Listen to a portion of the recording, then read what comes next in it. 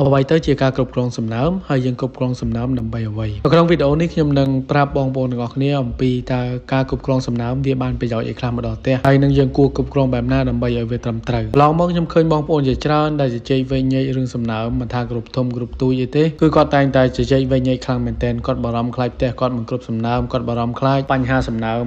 ឬក៏បាញ់ទៅវាមិនតែសំណើមតិចទៅវាធ្វើឲ្យមានបញ្ហាថយសัตว์ថយអីផ្សេងៗហ្នឹងអាហ្នឹងទាំងអស់ហ្នឹងគាត់គិតថាត្រូវទេពិតទៅនៅក្នុងផ្ទះជាកម្មគឺយើងមិនត្រូវការសំណើមខ្លាំងពេកនោះទេយើងមានស្ពេចកំណត់មួយត្រឹមត្រូវគឺយើងកំណត់ចន្លោះពី80ទៅដល់85អាចថាពេលខ្លះយើងចង់ឲ្យបានជាក់ខ្លាំង86ឬក៏87ហ្នឹងអស់ហើយយើងលេងត្រូវការរហូតទៅដល់90អីហើយគឺយើងលេងត្រូវការហើយការឲ្យវាហក់ឡើងរហូតដល់86ឬក៏87ហ្នឹងគឺយើងមើលតាមស្ថានភាពទៀតស្ថានភាពមួយយ៉ាងម៉េចវាក្តៅខ្លាំងពេកឬក៏យ៉ាងម៉េចអាហ្នឹងបានយើងអាច control បែបហ្នឹងតែបើមិនចាំបាច់ទេយើងអាចសិតត្រឹម80ទៅ85បានហើយផលប្រយោជន៍អី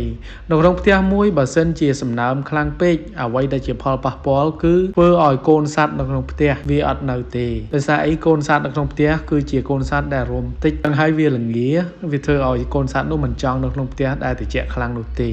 ចំណែកឯសំណើមគឺវាជួយឲ្យសត្វងាយស្រួលក្នុងការធ្វើសបុក2គឺធ្វើឲ្យសបុករបស់យើងចេញរូបរាងមកស្អាតពេញលេខពេញខ្នាតគេហៅថាចូលលេខចូលលុយនោះឯងអញ្ចឹងសំណើមគឺមានតួនាទីតែប៉ុណ្្នឹងឯងមកលេងខ្លាំងពេកប្រយ័ត្នសត្វអត់កើន